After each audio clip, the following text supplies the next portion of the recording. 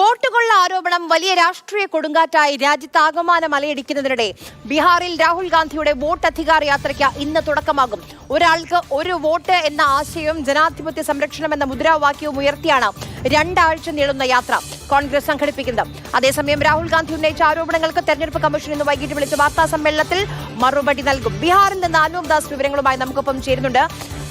അനൂപ്, എപ്പോഴാണ് ഇന്ത്യ സഖ്യത്തിന്റെ ഈ യാത്ര? എവിടെ നിന്നാണ് ആരംഭിക്കുക? തയ്യാറെടുപ്പുകളൊക്കെ എങ്ങനെയാണ്? നോക്കൂ, ബീഹാറിലാണ് ഏറ്റവും കൂടുതൽ പ്രശ്നങ്ങൾ പ്രത്യേകിച്ച് SRCയുമായി ബന്ധപ്പെട്ട് ഉന്നയിച്ചിട്ടുള്ളത്.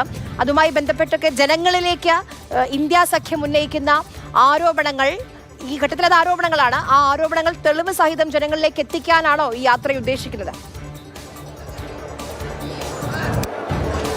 അതെ, വോട്ടർ പട്ടികയിൽ അവിശുദ്ധമായ ചില ഇടപെടലുകൾ നടത്തി രാജ്യത്തെ ജനാധിപത്യത്തെ അട്ടിമറിക്കുകയാണ് BJPയും തെരഞ്ഞെടുപ്പ് കമ്മീഷനും ചേർന്ന് ഇപ്പോൾ ചെയ്യുന്നത് എന്ന് രാഹുൽ ഗാന്ധി നേരത്തെ തന്നെ വിളിച്ചു പറയുന്നുണ്ട്. അത് ബീഹാറിൽ കുറച്ചുകൂടി ഉച്ചത്തിൽ വിളിച്ചു പറയാൻ വേണ്ടിയിട്ടാണ് ഇങ്ങനെ ഒരു യാത്ര നടത്താനുള്ള ഒരു തീരുമാനം. നമുക്കിപ്പോൾ ദൃശ്യങ്ങൾ കാണാം. ഇത് സാസാറാം എന്ന് പറഞ്ഞിട്ടുള്ള സ്ഥലമാണ്.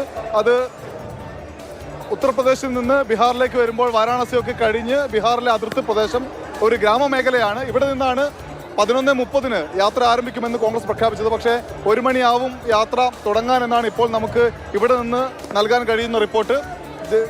RJDയിൽ നിന്നും ഒപ്പം തന്നെ കോൺഗ്രസിൽ നിന്നും ഇന്ത്യ സഖ്യത്തിലെ മറ്റ് പാർട്ടികളിൽ നിന്നൊക്കെ തന്നെ ആളുകൾ ഇങ്ങോട്ട് എത്തിക്കൊണ്ടിരിക്കുന്നു. നമുക്കിനി വേദി കാണാം. വേദിയിലെല്ലാം സജ്ജമാണ്. രാഹുൽ ഗാന്ധി ഉൾപ്പെടെയുള്ള ഇന്ത്യ സഖ്യത്തിന്റെ പ്രധാനപ്പെട്ട നേതാക്കൾ, തേജസ്വി യാദവ് എല്ലാവരും ഇവിടേക്ക് എത്തും.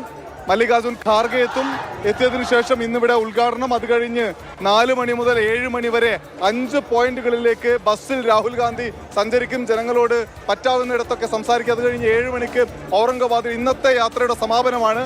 ഈ പരിപാടിയിലൊക്കെ ആയിരക്കണക്കിന് പേരെ അണിനിരത്താൻ വേണ്ടിയിട്ടുള്ള ഇടപെടൽ നടത്തുന്നുണ്ട്. നമുക്കിവിടെ കാണാൻ കഴിയുന്ന ഒരു കാര്യം, ഇന്ത്യ സഖ്യം ഒത്തൊരുമിച്ച് എന്ന പ്രതീതി ഇവിടെ ഉണ്ട്. കോൺഗ്രസിന്റെ റാലി ആണെങ്കിൽ കൂടി RJDയുടെ കൊടികൾ, CPI-MLന്റെ കൊടികൾ, CPIയുടെ കൊടികൾ എല്ലാം ഇവിടെ ഉയർന്നു പൊങ്ങുന്നുണ്ട്. അതിന്റെ ഒക്കെ ആൾക്കാർ ഇവിടെ ഉണ്ട്. തേജസ്വി, രാഹുൽ സിന്ദാബാദ് എന്നിവർ വിളിക്കുന്നത് നമുക്ക് കേൾക്കാൻ കഴിയുന്നുമുണ്ടായിരിക്കാം. ശരി, അനൂപ് ദാസ് ആണ് വിവരങ്ങൾ നൽകിയത്.